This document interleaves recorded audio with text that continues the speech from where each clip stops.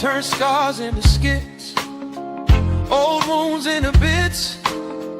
Every calling, every friend feels like Sunday once again. From the grind to the glow up, glass half empty, you pour more up.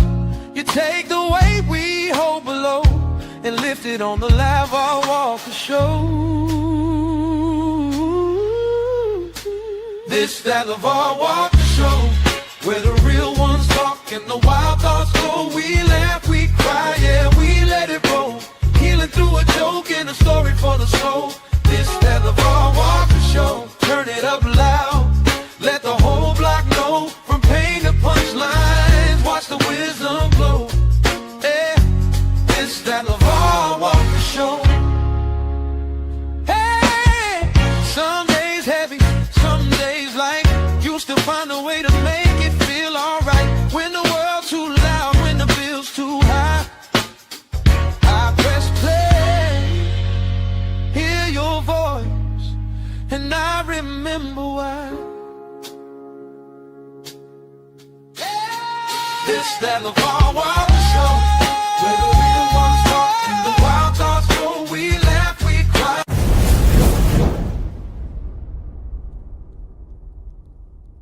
What's happening? Welcome back to the greatest podcast on the face of the earth. I hope y'all are feeling my Lavar Walker Show song. Thank y'all for tuning back in. We're going to get right to it. So today, the U.S. military has raised the enlistment age to 42 years old.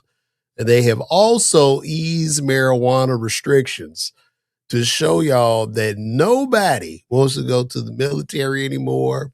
And now I guess we're just going to have a military of old men fighting. We'll be 60 in the military. I guess they'll keep extending the age because we're in quite a pickle. We're in a pickle where people aren't having enough children, and people don't have the qualifications to be in the military. So now the soldiers, you can be high and old in the military. And I pray we don't have to fight China. We might really, really be in trouble. I saw this and it was some startling news. So I'm going to pull this up.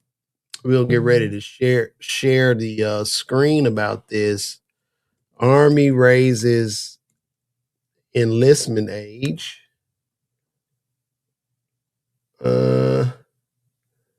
And that's starting April 20. So maximum enlistment age was 34 years old, and they've increased it to 42 years of age. And they removed the waiver requirement for individuals with a single prior conviction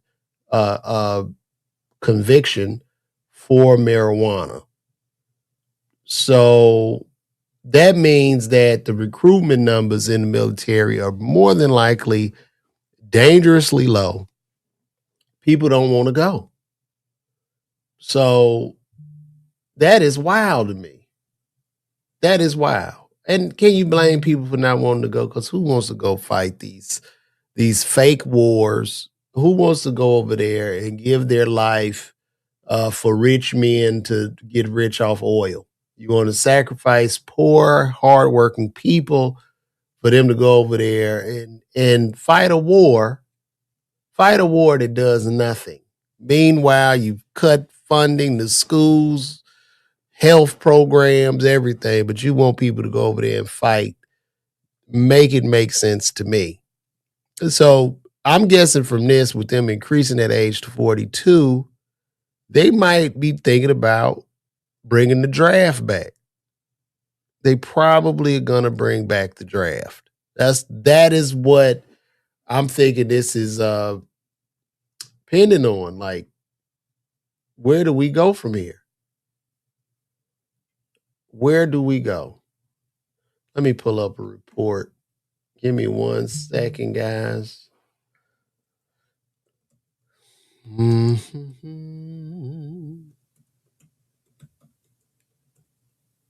Yeah.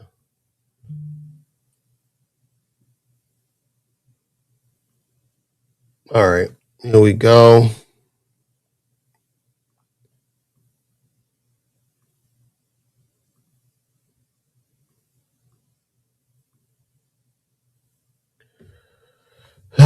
So, U.S. Army increases max enlistment age to 42, changes marijuana conviction rule.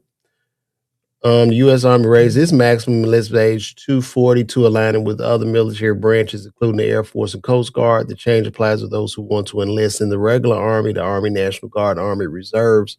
Recruits with a single marijuana possession can now enlist without a waiver under revised policy.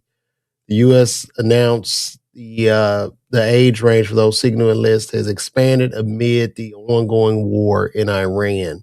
On March 20th, the Army announced in a revised Army Regulation 601-210 that the maximum age to enlist is 42, effective April 20. Previously, the maximum age was 35 to enlist in the regular Army, the Army National Guard, and Army Reserves. The minimum age limit remains 18 or 17 with parental permission. The revised regulation also permits recruits to enlist if they have a single marijuana possession or drug paraphernalia possession conviction without a waiver. They might as well just let the people fight for their freedom. You got everybody in jail. Let the prisoners, give a lot of the prisoners the opportunity to go fight for their freedom. I think that would probably help, right? You got a lot of young YNs, a lot of young people in the jail. Let them get out. Let them go over there and fight. That's what I would say, you know. The Navy changed the cap to 41 in 2002, while the Marine Corps remains at 28. Each branch has the same minimum age limit. This marks the second time in 20 years that the Army shifted the enlistment age to 42. Yeah, well, that's where we at. Nobody wants to go to war, obviously. Fight Night says he's going to join the reserve. Good morning, Brenda Brown. Not a bad idea for those who were laid off or someone older with no skills education. I would have to agree with that. Boy, you look like me in this picture. I thought that was me.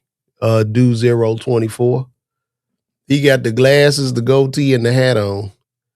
I agree with letting let the prisoners fight. You know, them guys will get down. They got nothing to lose. You know, they can get their freedom back. You do a second chance program, and the military will surely fill their coffers.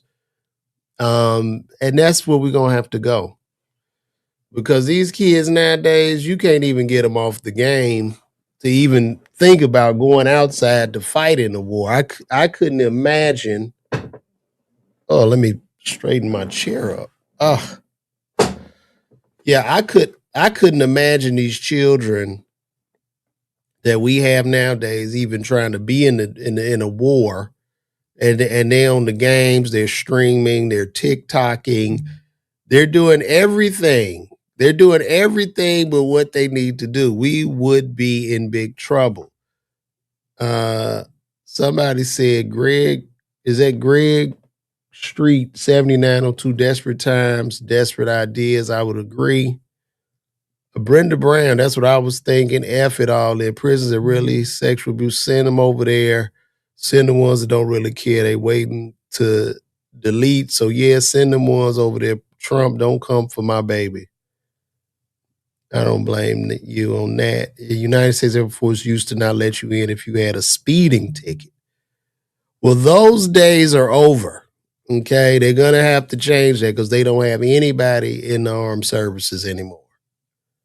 And this war isn't going anywhere anytime soon. I know Trump is continuously lying, talking about he's in talks with Iran only to manipulate the stock market.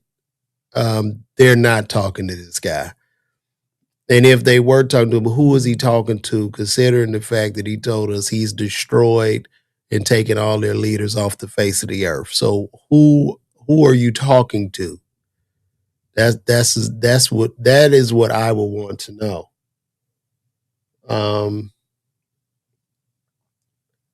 Let me see.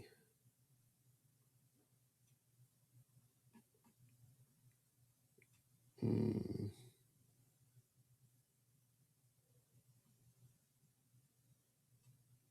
Let me. That's just a little picture. Let me see what we got.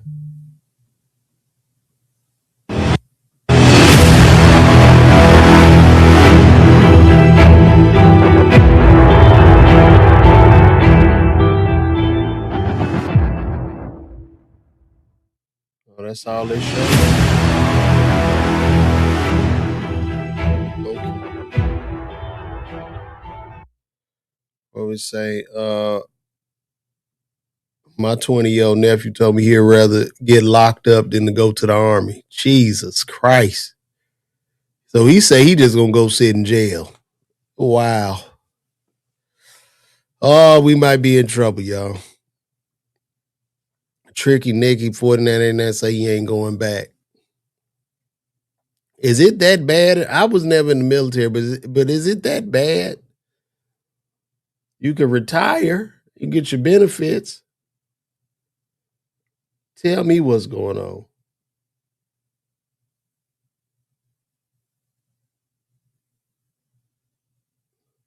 Somebody says this, you don't do this type of requirement when 6 soldiers are killed in a battlefield. You do it when you've lost thousands in a very short period of time.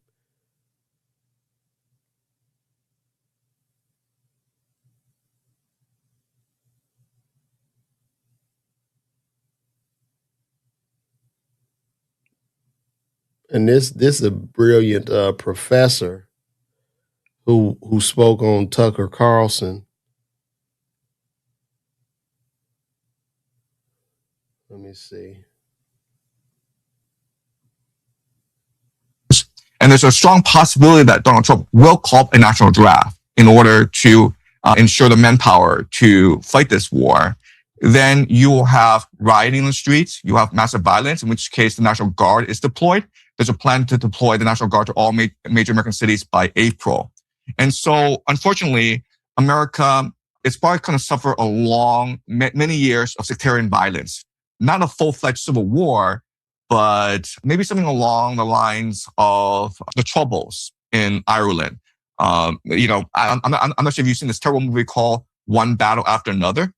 It's just a terrible movie, by the way, but it gives you insight into what a civil war might look like, where you have these insurgent groups fighting against the state. So yeah. But you expect the United States to hang together as a coherent nation state. Listen, Tucker, the United States is the greatest nation in the world. The people are open, generous, entrepreneurial, energetic. The resources of America are infinite. America is a continental fortress so that it's protected by 2 oceans. America doesn't have a peer competitor in North America and South America. And so, I mean, America, regardless of what happens, America will still come out doing pretty well just because of the pure energy and creativity of its people.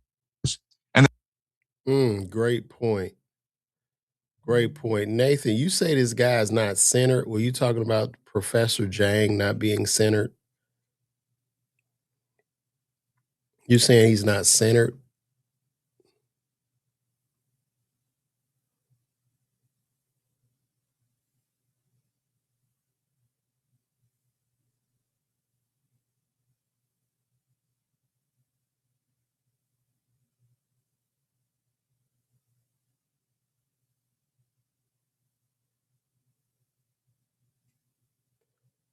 Could you explain how he's not centered, please?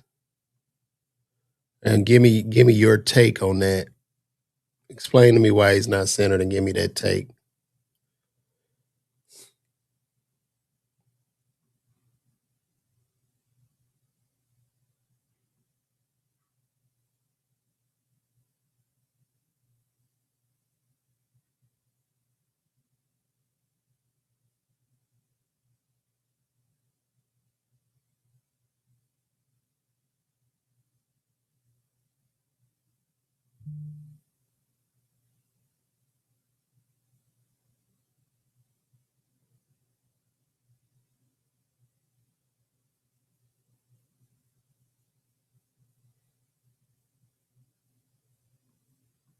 Okay, his ideas are a deviation or two from the center of a bell curve of scholastic thought. Huh. Interesting. Marcus wants to know when I'm doing stand up. I will do stand up in Wichita, Kansas when there's a check for me to come get out there, man. Yeah, I won't tell you something, Marcus. This is a business, and bruh, it gotta all make sense, brother. But hopefully one day soon. He listened to it for a few hours, but I listened to many other to get well-rounded understanding. Okay. So what is your take on this? Are we in good shape, Nathan? What's going on? Are we in good shape with this Iran war?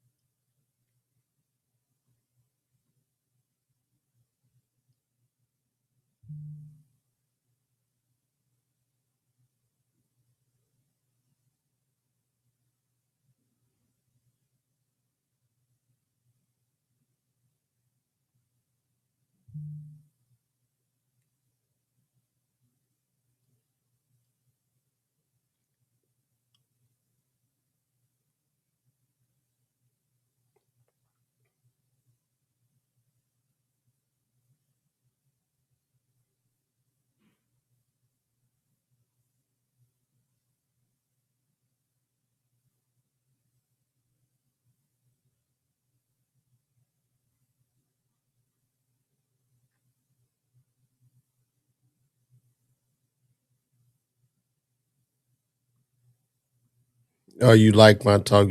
I'm just a skeptic. Okay. We all need to pray for peace and unity in Christ. That's real. Shout out to Natural May. What's happening, man? I'm glad you caught the live Texas, Trina. Thank you for pulling up on us. Well, I just wanted to bring that news in. We're looking at if y'all any of you brothers need a job, you out there can't find no work. You 42 and below, you 42 and younger. Guess what? You can sign up for the military, get you some benefits, and start a life. Because I guess that's the only place we're gonna be able to work. All right, we're about to go to our next topic. The good brother Usher. The standards that we now. Usher is supposed to be under fire because he won't speak ill of P. Diddy. So let's see what Usher has to say. Let's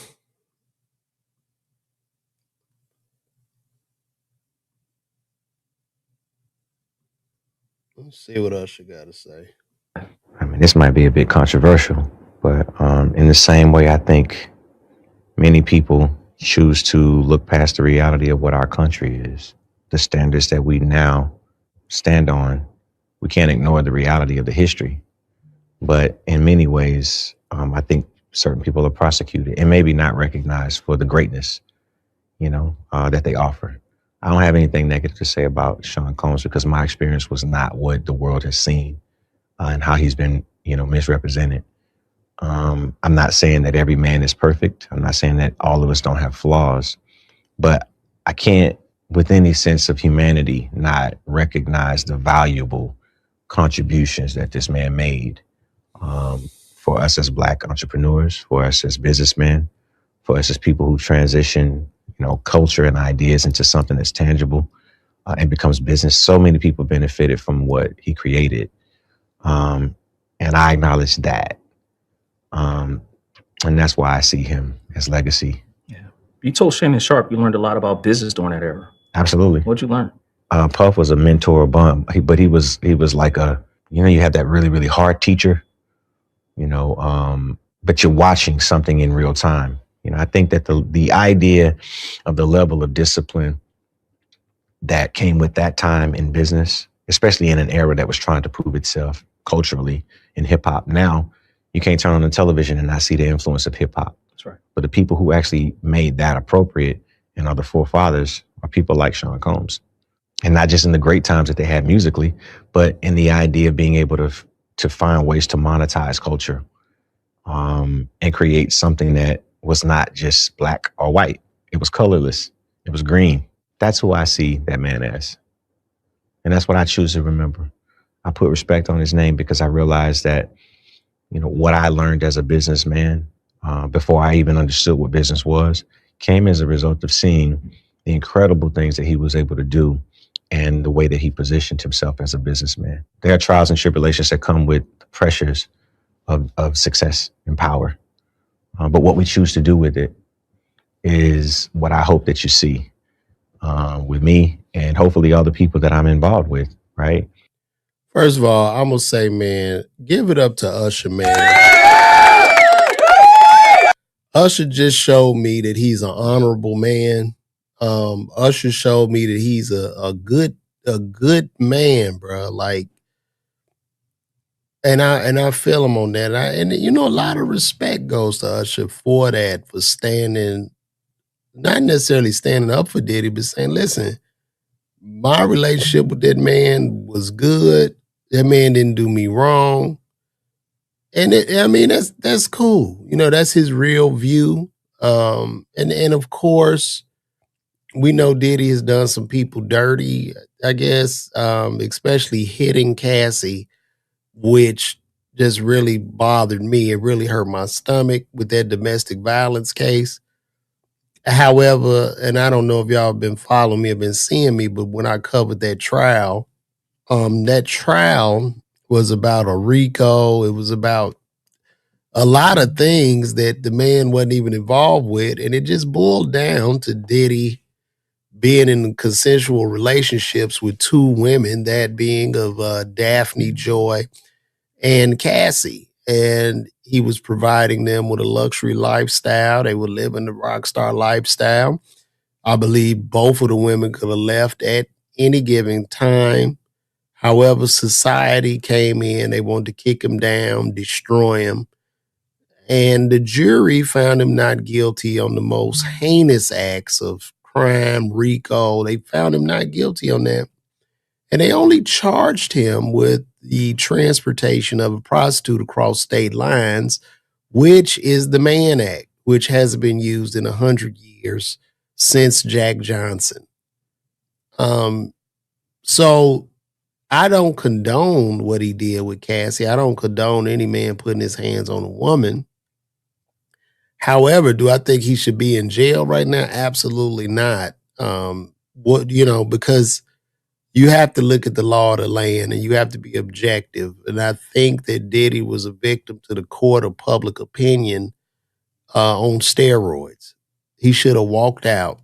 He should have been done. And the judge who charged Diddy, who gave him the 50 months, he shouldn't even got the 50 months, but he charged him basically on something that the jury found him not guilty on, which is coercion. So it was a very, very unfair trial. People turned their backs on the man. And it was bad. Jerome Sutton, you've come in, you said Diddy should have got way more time. What should he have gotten time for? Could you explain that to me? The man went up on a RICO charge against the feds. They basically combed through everything in his life, every relationship in his life, and they didn't find anything. So what should he have got more time for? Like, I guess the tape, which is bad. But most people, these men are getting 5 years for putting their hands on the female. So just tell me explain that to me, please. That's funny. Say Johnson and Johnson don't have anything bad to say about Diddy either with that baby oil. I mean, they really prosecuted this man for being a freak versus anything else. They really tried to destroy him. And 50 Cent still putting that foot on his neck, which is insane to me.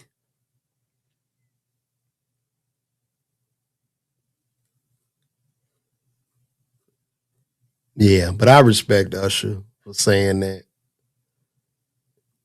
He a real one.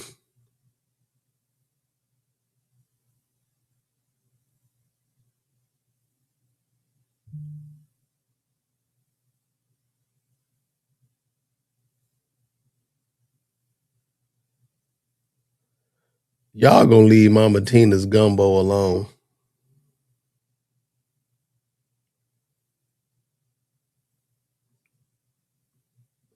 Beyonce mama went out there and made this gumbo, and I guess people don't like the gumbo. I'm sure he has done way more that he's been charged with, but it's not what you know, it's what you can prove. So I don't know. We just talked about the military. I just basically said they raised the age, they removed the marijuana requirement or the marijuana restriction. So it seems like our military is in stress and we don't have enough people. Thank you so much. If we are to be convicted on the court of public opinion, everybody will be in jail, bro. Because you don't like a person, they're jailed. That's what would happen. Let me see. Tina's booth, and we got her chicken and sausage gumbo, baby. We about to try it. Mama T chicken and sausage gumbo. Let's see.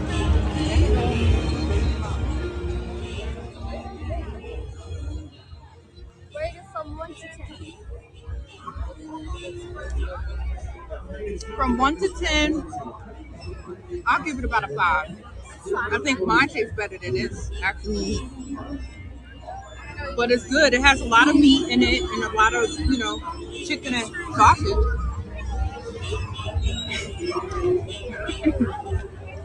I give it a 5.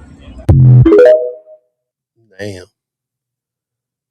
Oh, poor Mama Tina. Poor Mama Tina, y'all. Well, she went out there to hustle. We got Mister for your sister. What did that woman do to piss you off this early in the morning, man? She was just standing there eating some gumbo. Why are you mad at her? What did she do?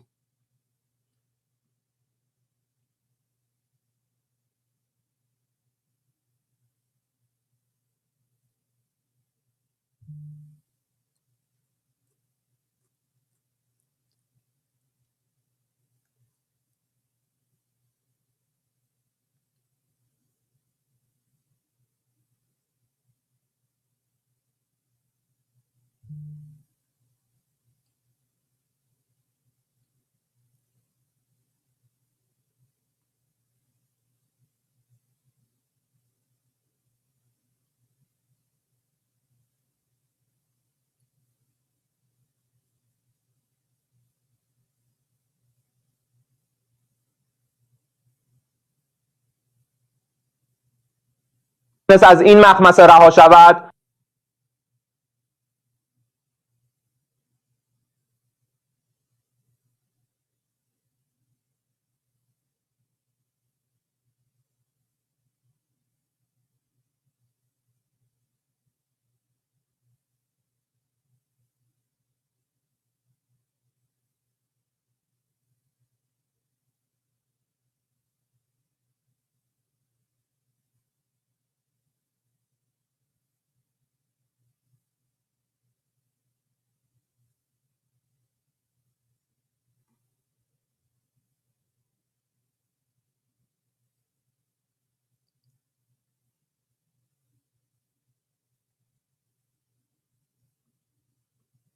Oh boy, Raymond. Shout out to Raymond. You ain't lying. I'm a pharmacist like you, and you know good and well many would jail us just because the copay ain't right. Oh, that's hilarious, Raymond. Oh, you telling the devil that's the truth. That will be the real court of public opinion. We walking out of CVS and Walgreens in cuffs, and they stand there. Yeah, you should have made it right, bruh. That's funny. That is funny.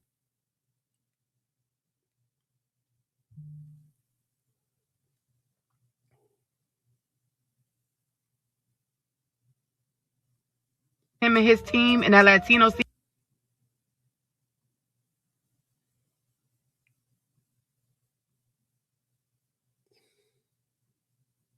I'm sorry, but that Jay-Z interview was a bunch of sack of shit. And this come from somebody that listened to Jay-Z since I was a kid. But the bullshit that him and his team and that Latino CEO over there at Roc Nation allegedly have been doing these past few years, if not longer, is straight trash. Straight smear campaigning, targeting, sitting behind the scenes, doing shit that they know what's going on. And then try to sit in the interview and act all innocent like it's the stands. No, what they can't believe is that the stands actually have a brain and have clocked they bullshit. I'm sure Nicki and Drake and so many others who've had issues with these people the past few years don't want to hear what the fuck Jay-Z talking about right now. He could continue to fool y'all to sell them damn concert tickets he got coming up and to make y'all believe in what he wants y'all to believe in, since his name has been smeared all over when it comes to the real shit, like being in them Epstein files and stuff like that. And then he talking about Drake and Kendrick and trying to feel sympathy for Drake. Drake don't want to hear that shit, dude. Like, you had a whole national campaign going on trying to make it seem like this man is a PDF, and you supported Kendrick saying this shit publicly on your Super Bowl platform. See, what he wants y'all to do is forget that. He wants y'all to forget the several accusations against him, including children that he's not claiming, and so many other things that he wants the public to feel like he's just this good old guy. Jigga Man, please. Why people hate Jay-Z all of a sudden? People don't like Jay-Z no more. It doesn't, people say they don't like him, but when you sell out three baseball stadiums of tickets, you sell out 3 nights in a baseball stadium. I don't know, man. I don't know. Because his ticket sales are not reflecting that people don't like him. Oh, sorry about that, guys. Oh, let me turn this off, bro. Sorry about that, guys. I did a take on that Jay-Z yesterday, and I was wrong. I didn't even think it would sell as many tickets as it did. But I'll say this, though. I kind of believe that a lot of the tickets are scalper tickets, and they're just trying to flip them real fast. It's going to be interesting to see, when the concert starts. But I'm not about to sit here and act like the man. He did. I mean, to buy all them tickets, that's crazy.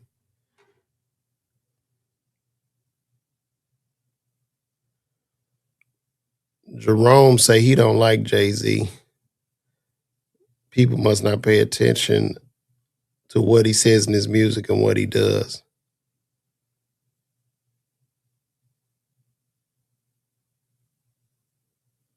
Why would you want him to turn against Denzel? What the hell Denzel got to do? Boy, y'all be saying some stuff in here.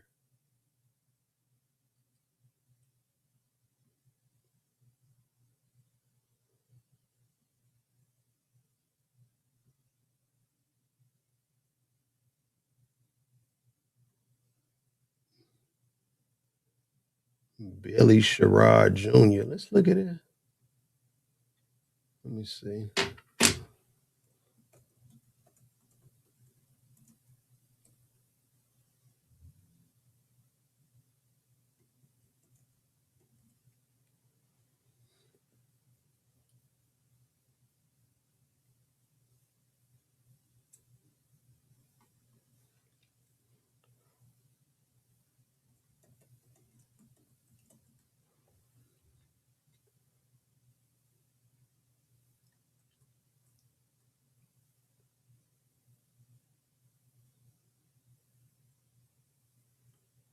Oh boy, here we go.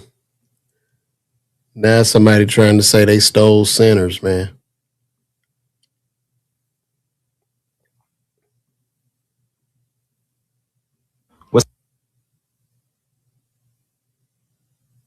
This Nathaniel Sherrod Jr., also known as... What's up, Sherrod Jr., also known as Billy. movie director, screenwriter, actor, artist, and producer. I'm here to expose a movie that got stolen from me. I wrote the movie in 2020. It was entitled Bloody Freaks. I have it copywritten since 2020. There's a movie that is saying that they wrote this film in 2024. We were in pre-production already with 27 other producers and different people working on the project. I had a video game being developed. My screenplay starred one Caucasian white lead actress and 3 black male actors. One being a black musician who also has a solo performance in the film, just like in my screenplay.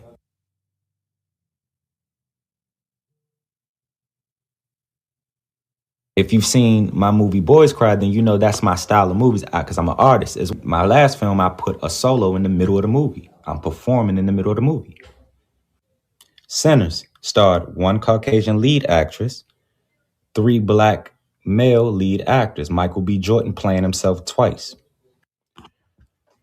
A character by the name of Ron Stacks, who's a real person in real life.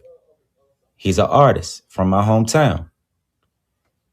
He was going to be in my movie, and he was going to be the well-known person coming into town to throw a music event. And everybody was going to turn into vampires in this scenario at this one location. If you've seen Sinners, then you know that Michael B. Jordan played the well-known person coming into town named Stacks. He played a double. His brother name was Smoke, but he played Stacks, the well-known person coming into town to throw a music event. Every one of my characters in Bloody Freaks was just altered just a little bit, but still the same role, still the same things happening. Even my screenplay, the opening scene says a bloody guitar is shown on the camera.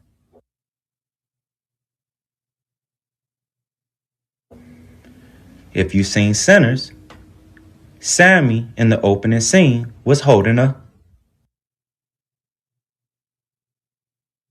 It's so much more. It's not even half of it. Over 100 similarities. And my screenplay being copyright infringed upon,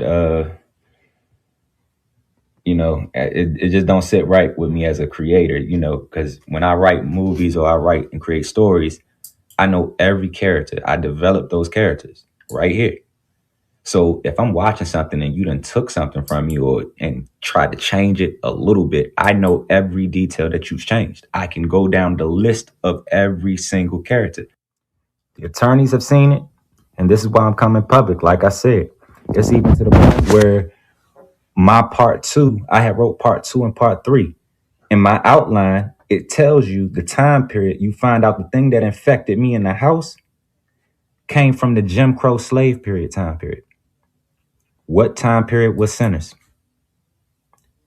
So, like I said, my attorneys have seen everything, and this is why I'm coming public now. So, trust me, it's way more to be exposed.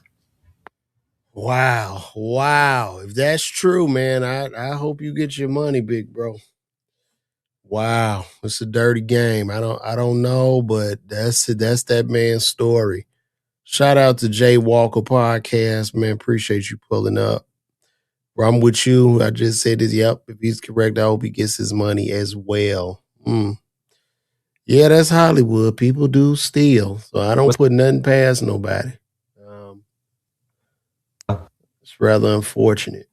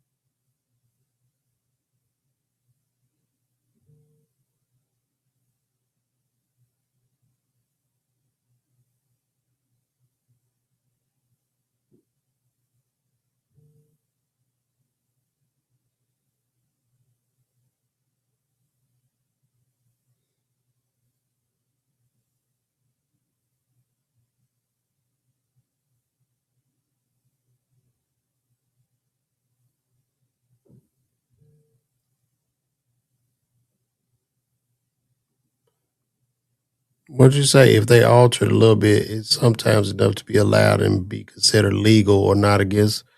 I don't think what happens is, man, with the bankroll and the money they get, and this movie that went all over the world, they gonna bankroll, bro. I don't think it's all big bank take little bank. So it's gonna be very difficult probably for him to fight it, But that's the game of entertainment, man. It's a dirty game.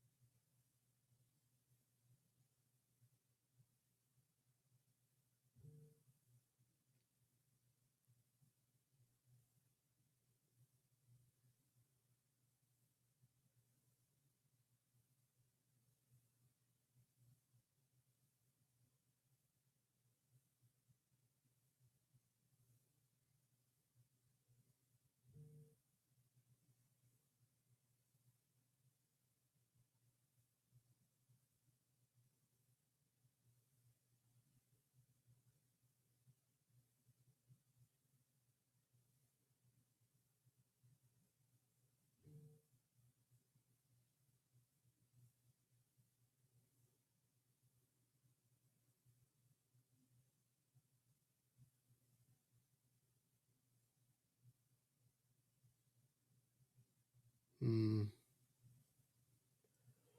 don't know. I'm gonna end this one today, y'all.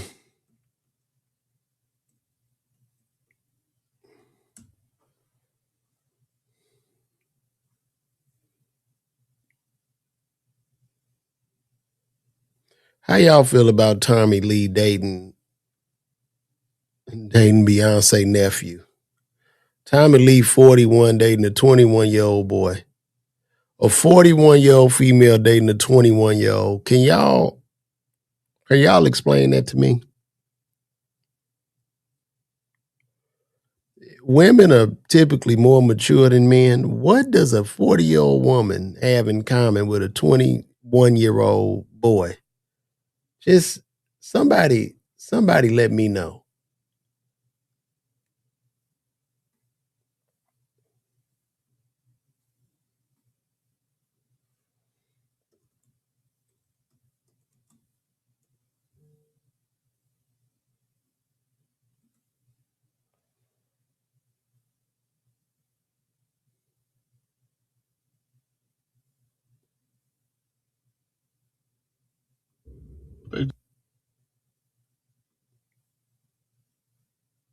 I mean, look, I ain't hating. They both adults. I don't look. I'm not tripping on it. It just seems weird, right?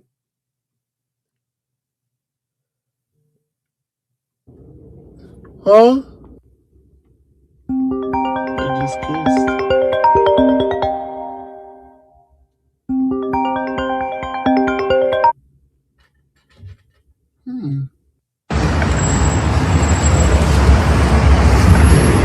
Type of shit you do when you like somebody.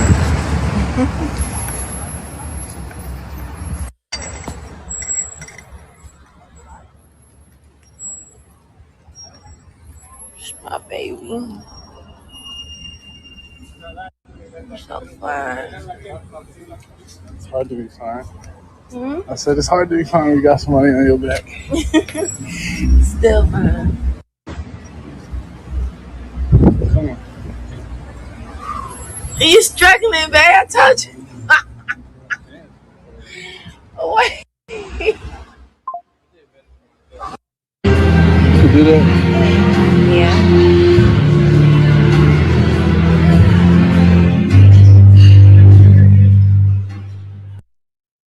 I mean, listen. It's do whatever. It just I just said it just seems weird, right? It just seems weird. Let me see what y'all got to say. Gina Rodriguez, you say her mindset. Bad line to say you only live once, date who you want. You don't see a problem, both in their serial prime. Men do it all the time. Nah, he looks so small. Women are only more mature than men up to age of 17, 18. Let's get it correct, sir.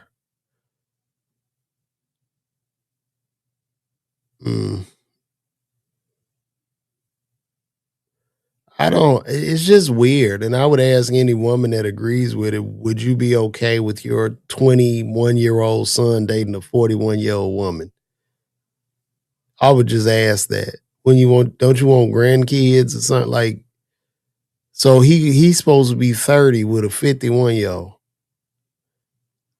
And he gonna be 40 with a 60-something-year-old woman. Like, what? Make it make sense to me, man. He is grown, but this is just kind of wild.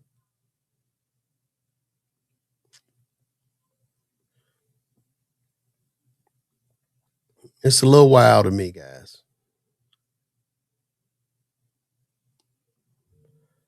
What's happening, Darrington?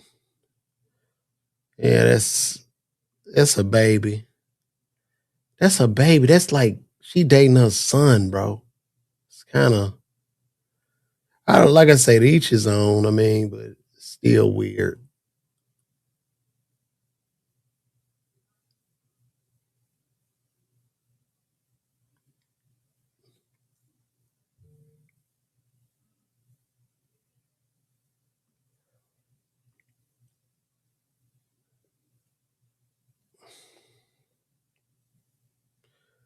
Now this is interesting.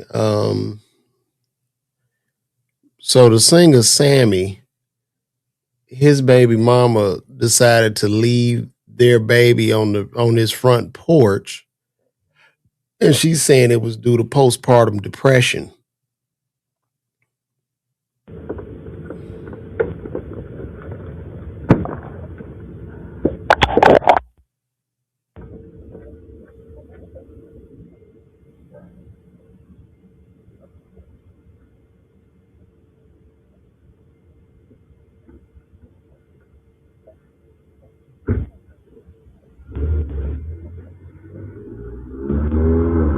That is insane.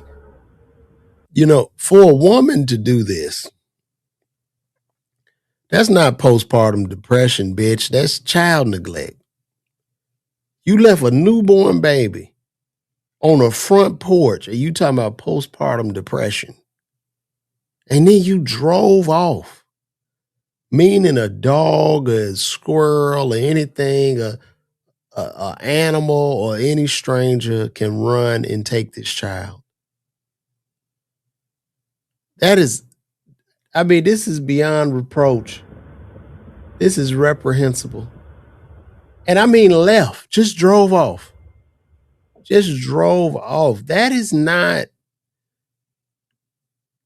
what kind of postpartum depression are we talking about here? You just totally neglect a child?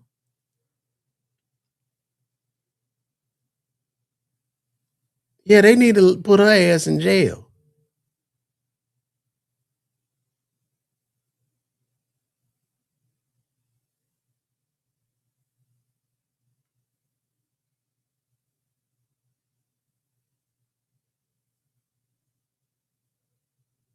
They need to put her ass in jail, bro.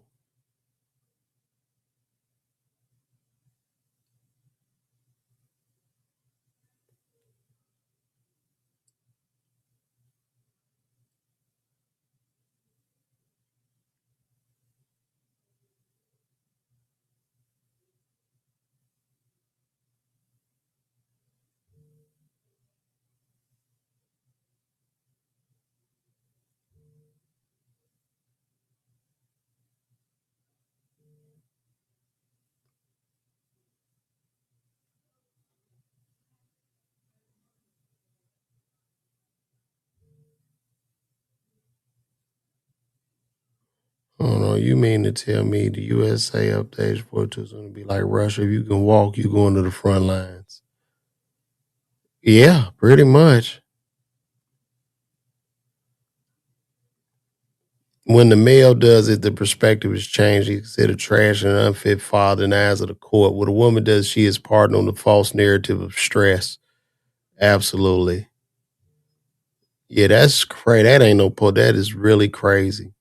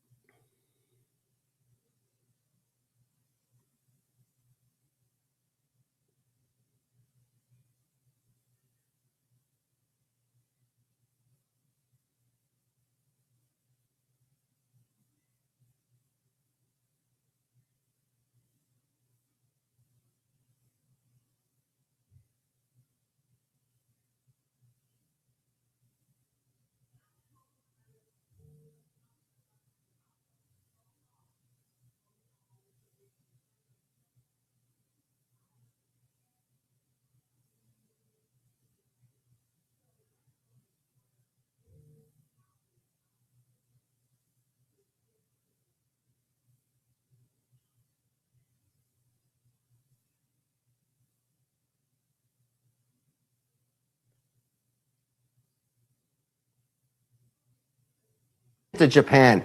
This.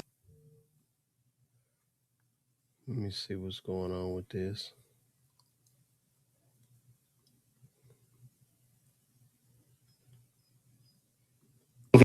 view, and the long view here could be just 60 days. Remember, to affect the U.S. economy, you need oil. I'm talking about recession talk or hurting the economy or damaging small business.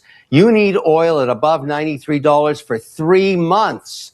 We're only 1/3 into it. So everybody chillax and let this thing play out. There's a really big opportunity here, a huge one. And everybody gets the upside, including all our trading partners. We work this out. We're selling stuff to Saudi Arabia. We're selling it to the UAE. We're selling it to Asia. We're selling it to Japan. This is a huge opportunity. I just see it for what it is. It's history being made. All right, Kevin, appreciate you being here. There's a lot to watch there, and the markets obviously are super sensitive to any bits of news we get from all of this, and that's why we're seeing all that volatility, which can be hard for view. And the long view here could be just 60 days. Yeah. Remember, to affect the U.S. economy. Right. I mean, I don't know, Kevin. You're telling them they're going to hold it out for the 60 days then. They trying to break the U.S. economy. Oh, boy. Oh, it's been a slow day. It's been a slow stream today, y'all. Oh.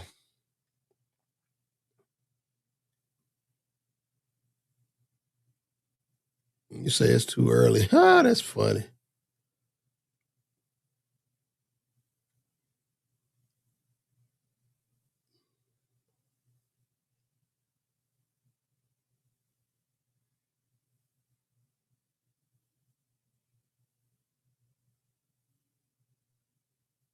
Hey, Jerry, tell them about the buffet tiers. Ah, yes. I'll have the crabs. Okay, that was weird. Yeah, so they have 5 tiers to choose from, and we went for course A. Let me see something.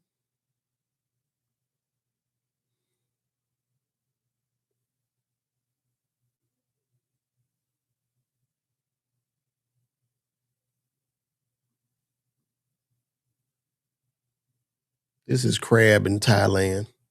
I just went to one of the most premium king crab buffets you'll find in Bangkok, Thailand. Hey, Bangkok, stop giving me more reasons not to leave, will ya? I'm kidding. I ain't ever leaving, so keep these ridiculous seafood buffets coming. Secret entrance. Hey, Jerry, tell them about the buffet tiers. Ah, yes. I'll have the crabs. Okay, that was weird. Yeah, so they have 5 tiers to choose from, and we went for course A. This gives you unlimited king crab, snow crab, red crab, and around 50 other dishes to slide down your greedy gullet. And you got 75 minutes. Game on. A very important point here, guys. You don't have to cut the crab, so no crabby fingers for you. The lovely staff members do it all for you. Oh, how sweet. Oh my god, there's sushi, tempura, oysters, and some seriously good Japanese desserts. Everything. Okay, they have everything. All right, I really don't know where I can go from here. I feel I've reached the top. Man, that was in Bangkok. That shit I was just went to one of the most premium I king think crab this shit was buffets like you'll find in $10. Bangkok, Thailand. I think that was like $10 for that whole buffet. Yeah, they real crabs.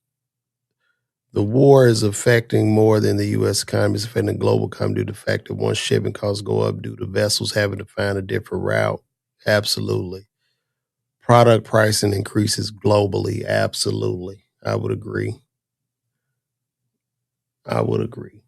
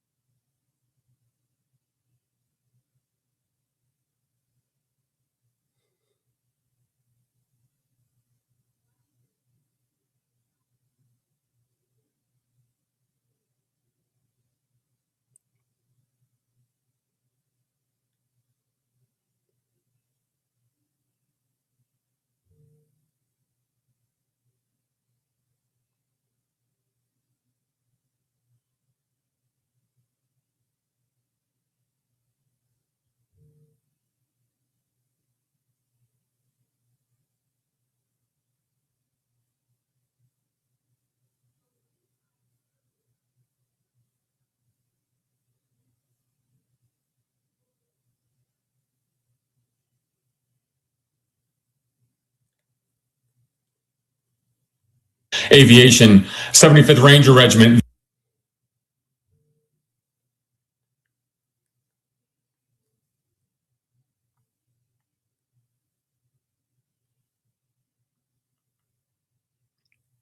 Let me tell you, yes, I have never stopped stand up.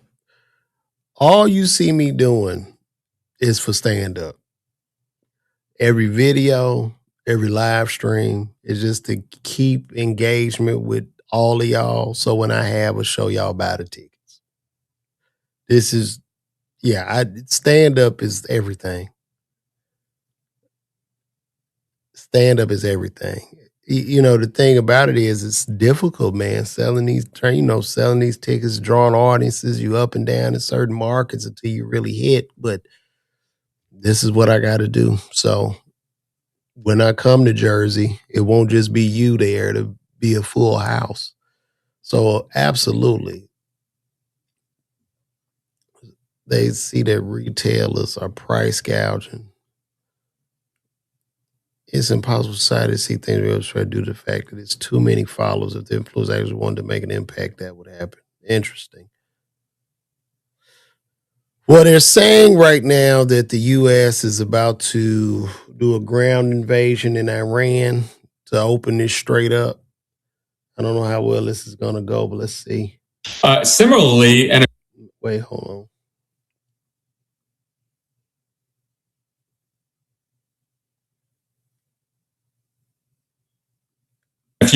there's some very good open source intelligence sites that we've seen a flow of the special operations commands, kind of lead elements, Army's Delta Force, SEAL Team 6, the Task Force 160, that's U.S. Special Operations Aviation, 75th Ranger Regiment. They also have been going to the Middle East on C-17s, multiple flights over the last 48 hours. So we're seeing the deployment of what are ground forces. And so I think that's something that, one should take note of, in particular, because in the past, when Trump has done this, whether it's the Venezuela operation with Maduro or the initial kickoff in Iran, when he moves military assets, he actually uses them. And in particular, we also have to remember that the Marine Expeditionary Unit, the one coming from the Pacific, that will be on station by Friday. In the area too. So that's another contingent of Marines. So there are ground forces flowing to the region. I think that's really significant. Similarly, and if there's some. So we about to invade Iran. We're going to see how this is going to go. They're about to forcefully open this strait. They're about to put boots on the ground.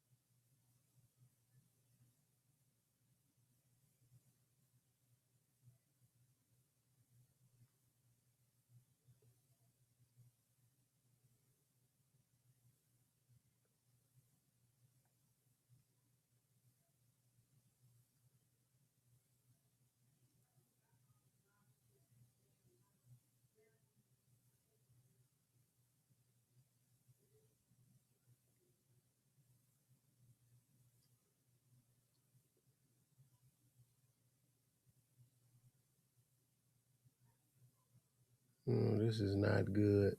To carry one out, and it's not just.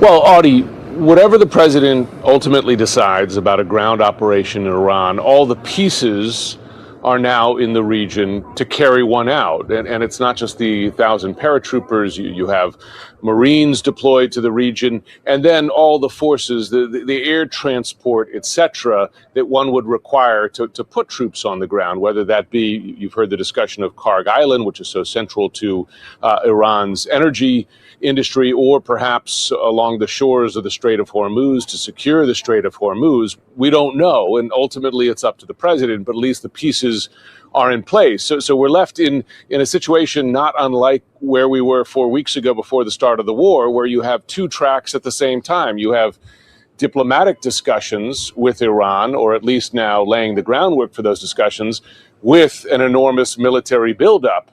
We saw what happened 4 weeks ago. The president chose the military option, saying that the talks weren't going anywhere. So we're left in that situation again. Will the president decide that the talks aren't going anywhere in his view and then deploy further military action up to and including ground forces? We don't know. I will tell you from here in Israel, there's a great deal of skepticism as to whether there is actual potential for real peace negotiations. Yeah, we gonna see. Well, guys, I'm about to get out of here. This has been real. Oh boy. I got a crook in my neck. Oh, this has been real, guys. Thank y'all for tuning in. I'll see y'all tomorrow.